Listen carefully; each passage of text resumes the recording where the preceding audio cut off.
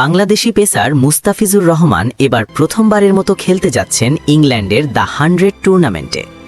হ্যাঁ দর্শক, বাংলাদেশ থেকে প্রথমবারের মতো জায়গা করে নিয়েছেন মুস্তাফিজকে দলে নিয়েছে বার্মিংহাম ফিনিক্স, আর তাকে পেতে দলকে খরচ করতে হয়েছে 1 লাখ পাউন্ড, যা বাংলাদেশি টাকায় প্রায় 1,60,00,000 টাকা।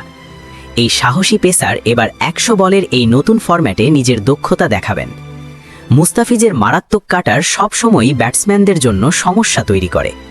বিশ্বমঞ্চে তিনি তার দক্ষতা প্রমাণ করেছেন, আর এবারও প্রমাণ করবেন যে তিনি সত্যিকারের নাম্বার 1 পেসার।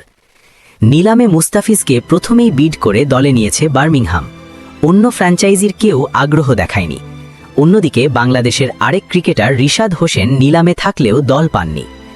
বার্মিংহাম দলে মুস্তাফিজ খেলবেন ইংল্যান্ডের জেকব বেথেল, ক্রিস উড, পাকিস্তানের উসমান তারিক এবং দক্ষিণ আফ্রিকার ডোনোভান ফেরেইরার সঙ্গে। এটা বাংলাদেশের ক্রিকেটের জন্য গৌরবময় একটি মুহূর্ত।